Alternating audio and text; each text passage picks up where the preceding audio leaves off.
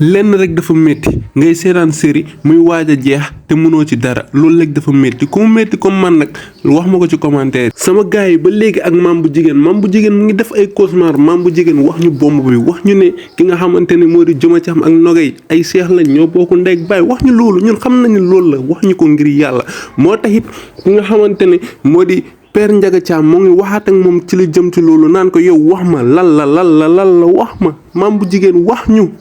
xam benn yoon ñun xam nañu fa nga jëm mais wax ñu rek wax ñu ngir yàlla kan moo comprendre comme man ni loolu la bëgg wax ma ko ci commentaire yi. non sama gars yi tey xëcca kontaan na ñii di seetaan bété kontaan nañ ndax couple bi ñëpp ci d'accordoon Sénégalais yëpp ci d'accordoon man gëm naa ni kenn bañutoon couple bi ndax ñoom ñaar ñëpp dañoo baax te kenn xamewu leen lu bon ci théâtre bi moo taxit man kontaan naa si ñoom yow mi di seetaan kontaan nga si ñoom mais ci théâtre rek la yem mais expliqué na ko paa bi mais li ma si jaaxal paa bi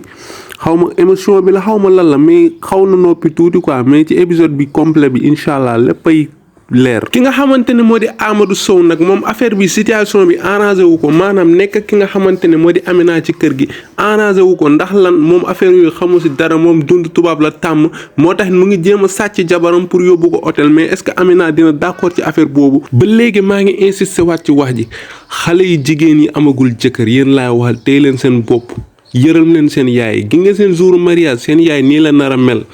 day traumatiser di xalaat ne sama doom bu ñu fekkul ci moom dara lan lañ ko nar a wax moom yow mën nga bañ a am problème mën nga bañ a am dara mais sa yaay da nga koy sonal ci digg nawle mi jàpp leen seen bopp téye leen seen bopp ba ñu may leen ngeen dem sëyi gi ngeen sumbul dèjà lu muy daj fii maanaam Marème Sall te situation yi nii lay demee à chaque fois seen yaay lii la ñuy dund ndeysaan ngir yàlla war a suli téye leen seen bopp yi toog leen seen pooju yaay yi affaire bu garaaw kii nii xaw ma magu Amadou Sow la xaw ma rakam la xaw ma nijaayam la mais kii nii lu mu wax nii wax bu am sens la yow yaa ngi leen di dundal yaa ngi leen di jox ñuy lekk di leen jox ñuy naan ba pare embauché leen après yow ngay ñëw di xeeb sa bopp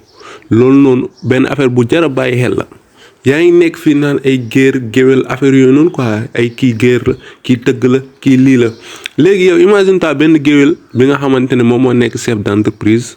jël ki nga xamante ne moo di géer bi nga xamante ne moo ko war a may ci entreprise bi tamit gars yi nañ leen bàyyi yooyu waaye nañ leen bàyyi yooyu nit ki bu deewee barki yàlla ci suuf la jëm muy géer bu muy géwél ñun ñëpp ci suuf la ñuy jëm ci la ñuy mujj